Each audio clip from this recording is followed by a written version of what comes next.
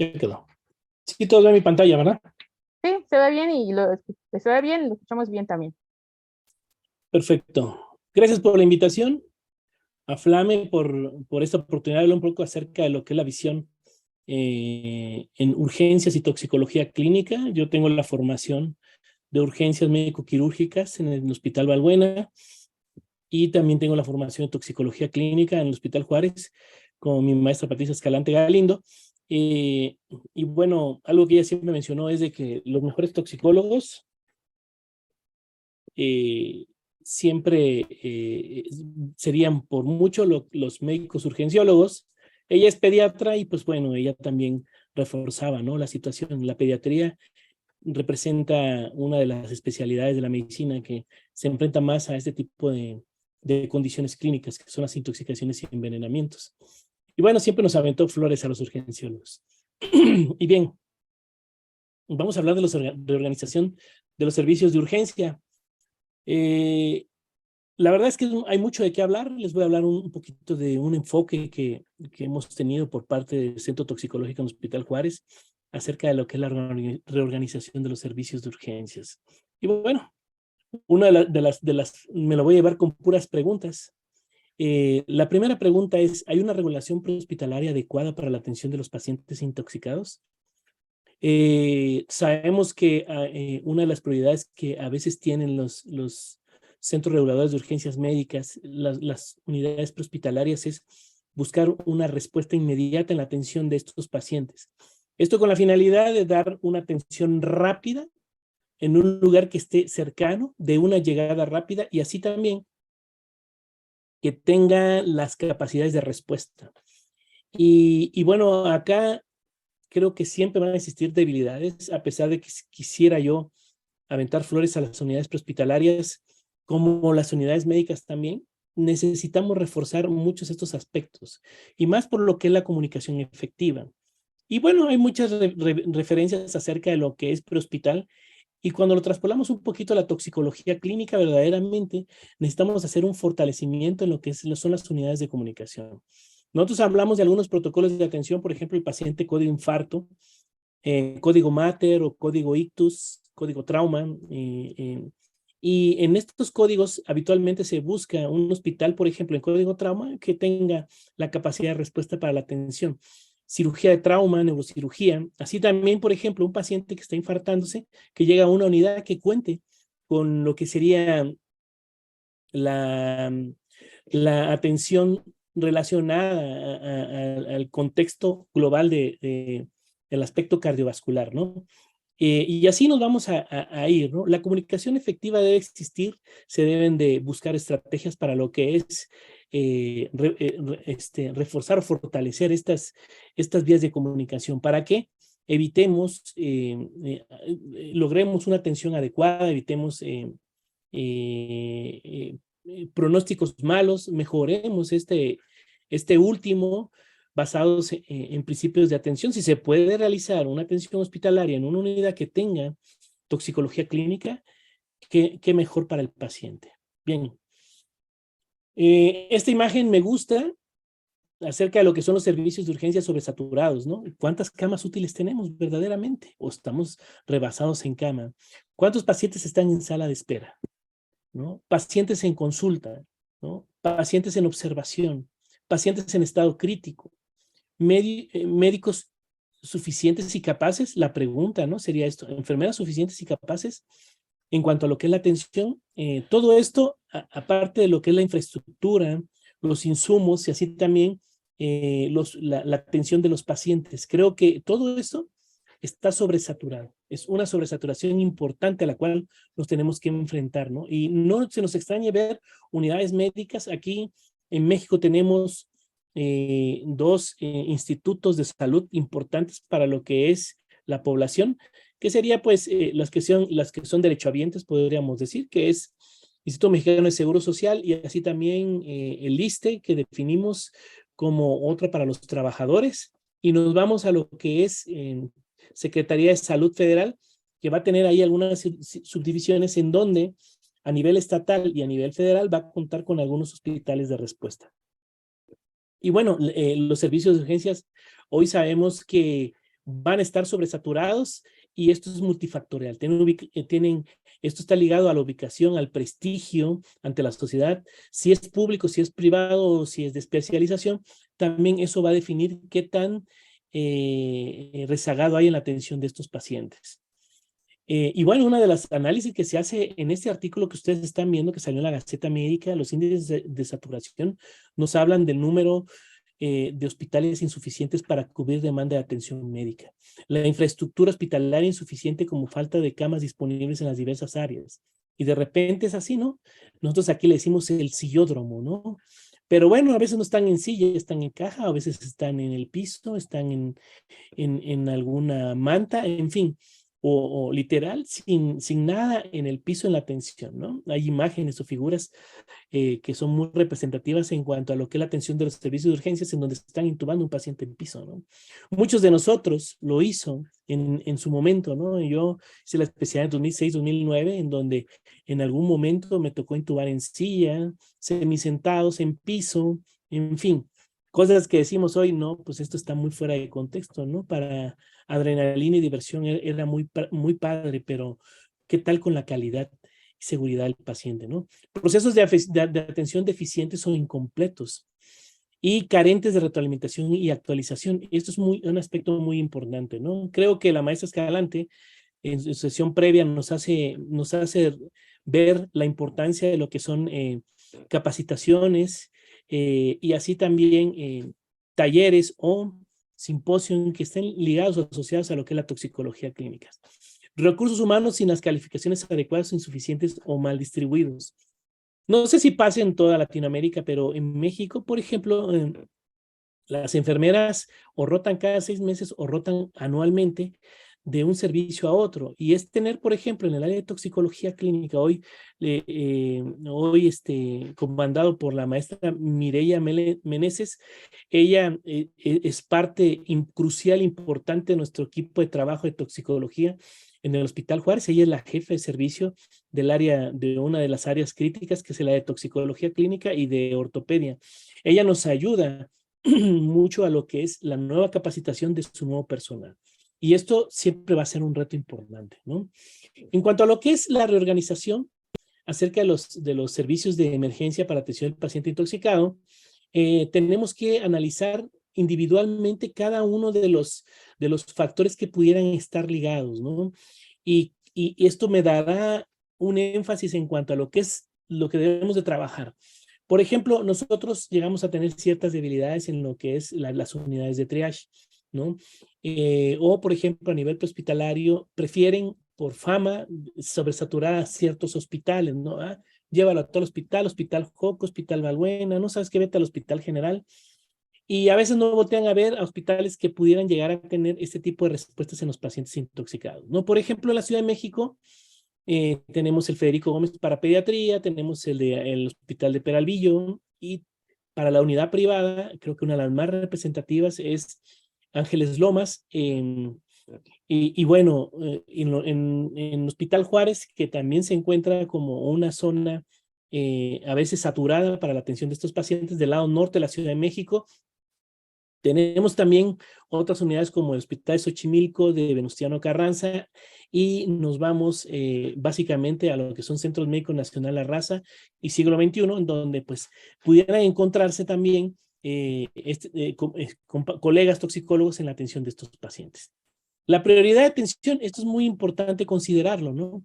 En cuanto a lo que es la clasificación de triage, a veces llega a ser muy difícil esto, ¿no?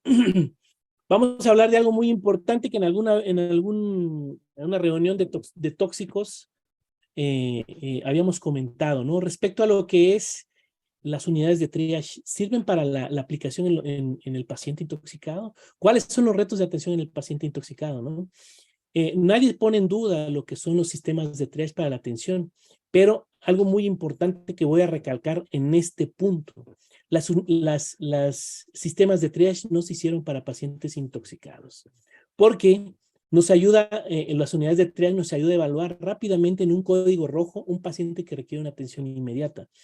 Pero debemos de recordar que el paciente intoxicado se debe de priorizar derivado de la cinética y la dinámica que tiene el genobiótico. Muchos genobióticos serán como, vamos a pensarlo como una bomba de tiempo, ¿no?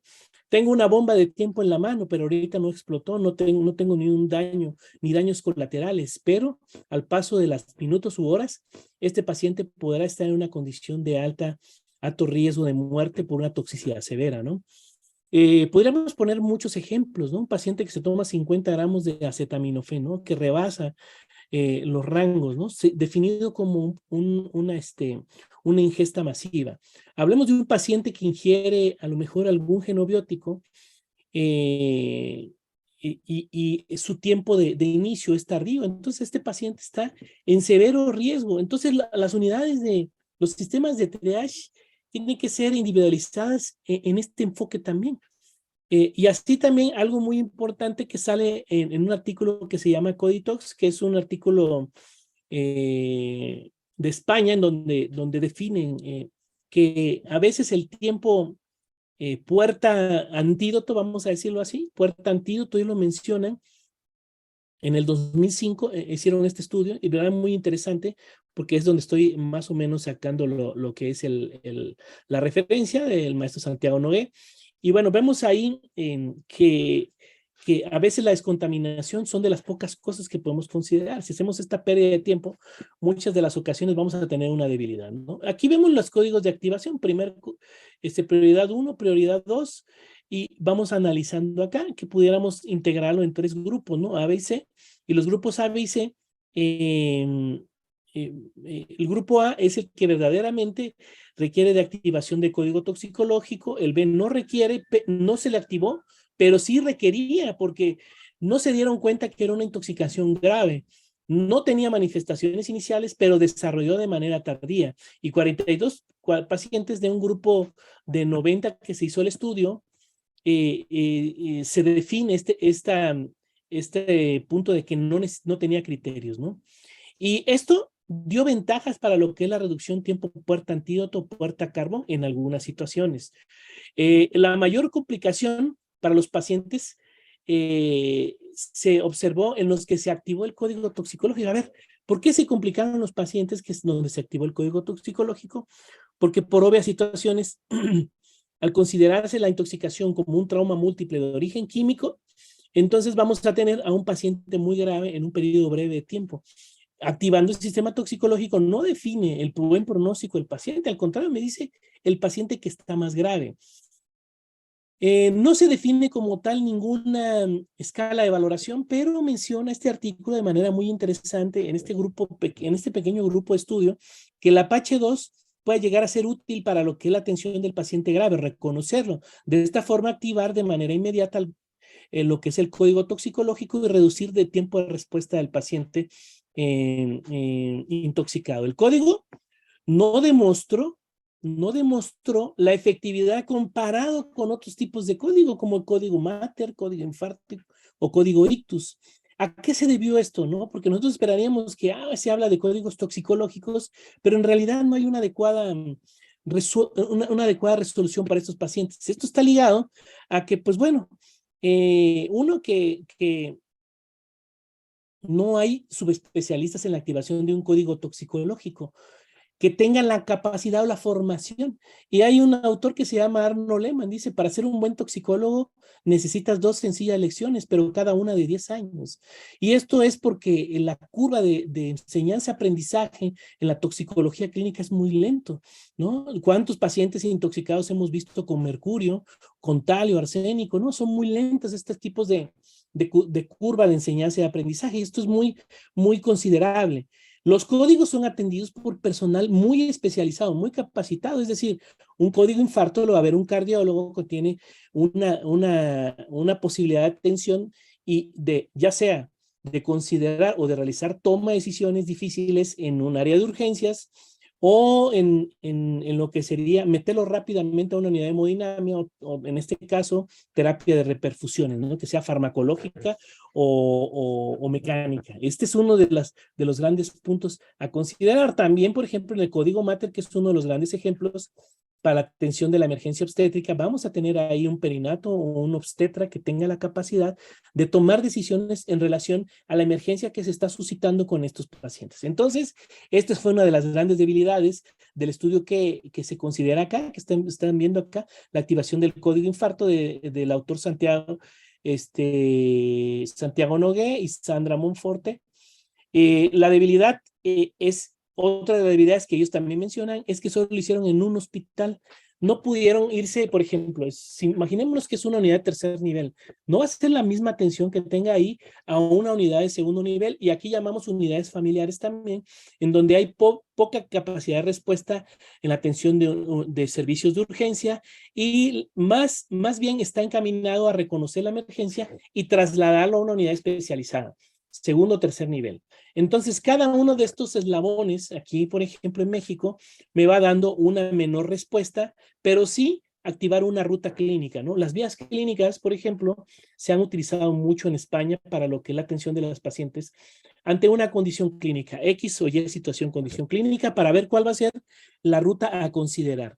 Y bueno, también otro de los puntos importantes fue la muestra obtenida, ya que esto pues no me puede ayudar a visualizar la complejidad del paciente intoxicado. No solo es fármaco, no solo es droga, también son metales, también son interacciones farmacológicas, reconocimiento dentro de las unidades hospitalarias, también puede haber este tipo de interacciones. Vamos a considerar población vulnerable como geriátrico, pediátrico, paciente obeso, embarazada. También hay animales de ponzoña, es decir, envenenamientos, intoxicación por metales, intoxicación por plaguicidas, desastres ambientales como el que estamos viendo ahorita, cloruro de vinilo, en lo que es Norteamérica. También pudiéramos llegar a tener una extensión para lo que son las condiciones de desastre. Entonces, este código toxicológico es nada más, parece ser la punta de lanza que habría que analizar para buscar nuevas estrategias, ¿no? Y esto recuerden, esto tendrá que ser individualizado para cada unidad hospitalaria. ¿Y qué pasa en accidentes en masa? Algo muy importante también. Y aquí vamos a desglosar, ¿no? Contamos con un protocolo de desastres en nuestra unidad. Siguiente pregunta. ¿El personal médico y paramédico conoce el proceso? Pregunta. ¿Los de todos los turnos? ¿Los médicos y paramédicos? ¿Cuántos simulacros han hecho por año ustedes? Pregúntense cada uno de los que estamos acá, ahorita los que me acompañan. ¿Se hicieron en todos los turnos? Porque no crean que va a llegar en la mañana donde todo está el personal, ¿eh? Va a llegar fin de semana en la noche. Fiebre de estado por la noche, como dicen, ¿no? Es donde menos personal pudiera haber, fin de semana. Tienen la actitud y la aptitud, porque de repente hay esas barreras en cuanto a lo que es insertar un nuevo protocolo de atención, otro protocolo, dice, ay, ya estamos hartos de los códigos, ¿no? Y esto va a ser una resistencia que me lleve a una atención adecuada en los pacientes intoxicados. Y uno de los retos también importantes es el mismo personal administrativo, es decir, dirección, subdirección, conoce las rutas que se va a considerar. Este es un algoritmo que lo saqué de un artículo que habla de organización de la recepción masiva. Es un artículo cubano, muy interesante para mí en la consideración. Y pues bueno, hay un protocolo que se ha desarrollado como cualquier otro protocolo, como paciente en paro, ATLS, ACLS, en fin, todos esos PALS. Tenemos el protocolo HAZMAT, ¿no? De materiales peligrosos. La activación lo conoce nuestro personal administrativo, es decir, nuestros directivos saben cuáles son las rutas a considerar. Esto a veces llega a ser muy complicado, ¿no? Vamos teniendo aquí algunas imágenes, no me voy a meter a este protocolo HAZMAT por el tiempo, evidentemente. Aquí vemos una zona de descontaminación. Tenemos el equipo de protección personal adecuado. ¿Qué tipo de genobiótico nos estamos enfrentando? ¿Cuál es la protección que debe tener mi personal prehospitalario y hospitalario? ¿Cómo va a ser ahora sí, mi vestimenta para la atención de estos pacientes? ¿Cómo vamos a vestir al personal administrativo de nuestro hospital, ¿no? La trabajadora social, el de seguridad, el residente de urgencias, el adscrito de urgencias, quién es el líder, cómo va a estar coordinando esto, qué pasó con los cadáveres, ¿no? ¿Qué vamos a hacer con los accidentes en masa? Y contamos con un adecuado lugar para lo que es la atención del paciente intoxicado para descontaminación. Conocemos los riesgos de cada sustancia química, es decir, a quién sí lo puedo bañar y quién me va a generar reacciones al contacto con el agua. Todo eso lo tenemos a consideración. Y bueno, aquí tenemos una descontaminación bien bonita que muchas de las veces en muchos hospitales se sirve para almacén de cosas, ¿no? Y algunas reglas que, por ejemplo, mencionan el American National Standards Institute, ¿no? En cuanto a lo que es los lavados y las distancias que debe haber en relación a lo que es las descontaminaciones en cara, por ejemplo, en el baño, todo eso, y cómo debe de estar organizado todo esto. Se cuenta con una adecuada evaluación basada en protocolos prehospitalarios de triage, por ejemplo, el sistema SALT, para que la atención inmediata del paciente basados en prioridades de vida. Lo conocemos todo, se ha hecho este protocolo, se ha reforzado todo esto. Y bueno, aquí me voy a detener, y yo en alguna ocasión dije, yo nunca voy a estar en una pandemia, y ya estuve en una pandemia. Así que los desastres químicos están amenazando, ¿no? Y como dicen por acá en México, ¿no? Si ves la barba de tu vecino cortar, pon las tuyas a remojar, ¿no? Esto es muy importante. Y vamos a hablar, por ejemplo, los errores también son muy importantes. Los errores se van suscitando me voy a poner en esta imagen, que es un artículo interesante que sacan algunos de los nietos de la maestra Escalante y bisnietos de la maestra Escalante, aquí en el Centro Toxicológico en el Hospital Juárez de México, en donde hablan acerca de los errores más relevantes, ¿no? Pero hay algunos artículos, como un artículo cubano que nos habla acerca también de estos errores en el diagnóstico. Aquí tenemos algunos puntos importantes, ¿no?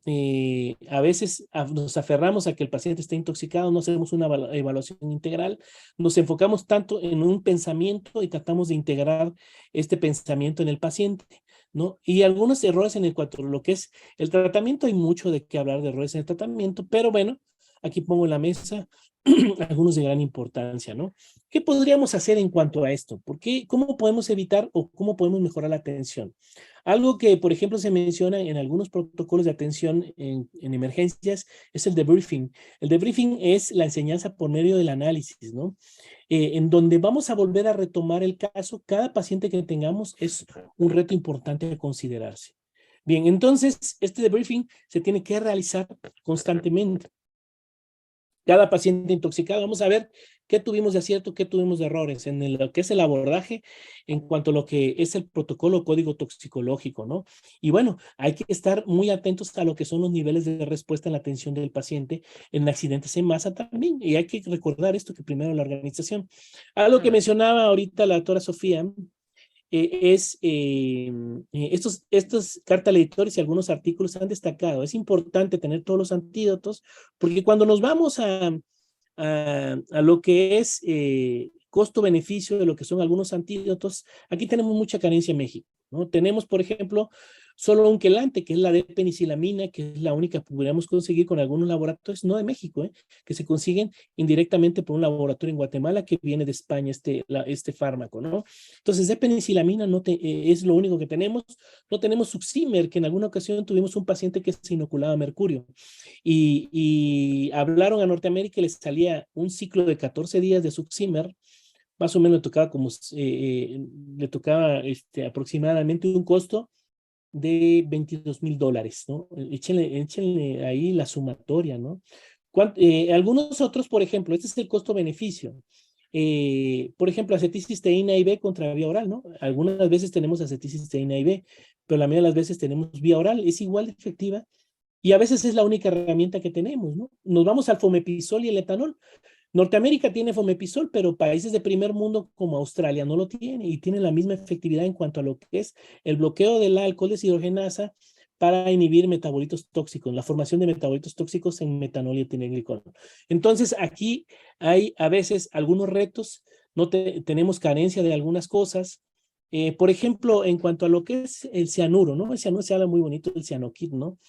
El único que pudiéramos considerar acá por algunos laboratorios es el nitridote, ¿no? Que es el tiosulfato de sodio y nitrito de sodio, pero no tenemos, por ejemplo, lo que dice la evidencia científica, ¿no? Que es el hidroxicobalamina, 5 gramos, ¿no? O 50, 70 miligramos por kilo. Bien, entonces tenemos un reto y esto es muy importante. Algo que también a veces abusamos es siempre girar en contexto, ¿no? Terapia, soporte, antídotos antagonistas y conducta expectante. No a todos hay que aplicarle antídotos, es decir, si tomo 4 o 5 tabletas de clonazepam y más alcohol, no podemos abusar de fármacos como el flumacenil. Mi conducta va a ser expectante. Terapia, soporte, no tengo flumacenil, pero tomó Shanash, tomó fenobarbital y tiene depresión respiratoria. No necesariamente busco un antídoto, doy terapia soporte. Algunos antídotos antagonistas sí son de gran relevancia, ¿no? Tomó 40 gramos de acetaminofén. Es momento de considerar antídotos y antagonistas, ¿no? Un uso de carbono activado de manera temprana o de acuerdo al estudio ATOM-2, pudiéramos considerar carbón más N-acetilcisteína para lo que es la atención de este paciente, ¿sale? Entonces, no es en todo aplicar todo, es decir, voy a aplicar todos los antídotos que hay disponibles, porque así lo dice la evidencia, ¿no? Debemos de tener un criterio, un juicio clínico importante, ¿no? Me voy a pasar esta. Recuerden, el diagnóstico y el tratamiento siempre va de la mano, pero uno de los puntos importantes es la visión global de la atención del paciente. Hay que dar terapia basada en metas en las funciones vitales, el ABCD. También debemos de recordar que debemos de tener terapia basada en el contexto tóxico-cinético y en el contexto tóxico-dinámico. Algunos va a ser métodos basados en la atención del modelo EATME, que conocemos perfectamente bien en toxicología clínica, y otros basados en lo que es el tratamiento de antídotos. Así que cosas tan básicas como oxigenación, ventilación, asegurar la vía aérea, mantener una perfusión son importantes. Así también como lo que es estrategias muy puntuales en cuanto a lo que es el paciente intoxicado, pero eso hay que individualizar, no todos los pacientes hay que administrar. Veo de repente errores así como ya tiene 8 horas y ya tiene manifestaciones cardiovasculares inestable y quieren ponerle dosis múltiple carbono activado, ¿no? Entonces, todo lo que vemos, por ejemplo, en esta lista que salió en reanimación avanzada al paciente intoxicado, de la europea, en lo que es soporte vital avanzado, mencionan estos antídotos, verdaderamente a veces no tenemos todo el alcance y que tendremos que individualizar algunos pacientes. Ahora, el estudio analítico también recuerden que es importante para el diagnóstico y tenemos muchas debilidades. A veces no podemos decir cuál es el genobiótico, no tenemos cromatógrafo espectrómetro para poder definir cuál es la sustancia específica, pero sí nos puede ayudar cualitativamente, como mencionaba la maestra Escalante en la primera sesión, y ahora también evaluar los órganos críticos. Si digo acetaminofén, pienso en hígado. Si digo opioides, pienso en sistema nervioso central. Y de ahí, basados en este contexto, si digo mordedura de serpiente bipérido, pienso en alteraciones hematológicas, y esto es lo que tengo que monitorear. Para esto me sirven los estudios analíticos. En cuanto a lo que es el código toxicológico, me voy a ir rápido. Ya hablamos algo de esto, pero quiero mencionarles que hoy día, por ejemplo, la atención del paciente, tendremos que considerar aspectos relevantes. El mejor personal en un área de triage es enfermería, ya que enfermería no se va a entretener tratando de evaluar a un paciente, va a reconocer datos de alarma y lo va a activar. De manera inmediata activa enfermería y son las primeras en actuar. Enfermera de brazo derecho, enfermera de brazo izquierdo, enfermera circulante, enfermera administrativa, inicia la reanimación del paciente. Posteriormente se unen todos los demás y que pudiéramos aquí reforzar el médico toxicólogo, pero recuerden que en este punto el médico toxicólogo a veces no se cuenta en todas las unidades, pero buscar alguna estrategia, por ejemplo, hablar a un centro toxicológico, ¿no? Que esto es muy importante, ¿no? ¿Quién lo va a hacer? Mientras se están atendiendo las prioridades de atención, todo el personal administrativo que pudiera estar considerándose acá se va a activar, ¿no? El subdirector, el asistente de la dirección, el director médico, el jefe de servicio, empieza a activar diferentes rutas de atención para el abordaje del paciente. Así podríamos tener una adecuada activación de la atención del paciente intoxicado grave, dando y reforzando este algoritmo de triage, ¿no? Y hay que ver, hay que individualizar todos estos relacionados a lo que es el triage. Yo sé que me pasé un poquito de tiempo, pero hay que reestructurar muchas cosas, desde situaciones como capacitación, docencia, hay que reforzar las unidades de urgencias o primer nivel de atención. Es mucho que hacer en cuanto a lo que es capacitaciones, pero es un reto que tenemos que afrontarlo, ¿no? Y como venimos trabajando con el equipo de la maestra Escalante, el doctor Gustavo y muchos de mis hermanos tóxicos de aquí en México, cada vez vamos dando una pauta más extensa a lo que es este tipo de actividades, ¿no? Y algo con lo que yo me quedaría es empezar a regionalizar algunas áreas en ciudades grandes, ¿no? O en estados, en este caso, ¿no? ¿Cuál es el hospital que tiene centro toxicológico? Y bueno, como en algunos reportes dicen, por cada millón de habitantes debería haber un centro toxicológico. No se puede. Así la Ciudad de México debería tener más o menos 25 centros toxicológicos, pero no se puede. Entonces es regionalizarlo, ¿no? ¿Qué centro toxicológico está del lado norte, del sur, del este, del oeste?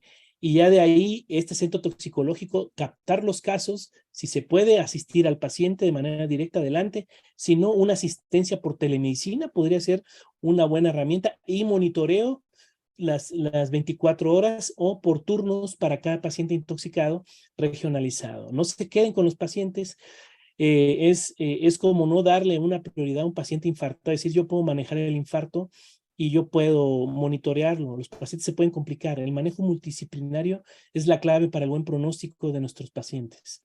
No queda más que agradecer la invitación, mandarle muchos besos a mi maestra Escalante, agradecerle también a ella todo lo que me ha ayudado a desarrollarme como toxicólogo y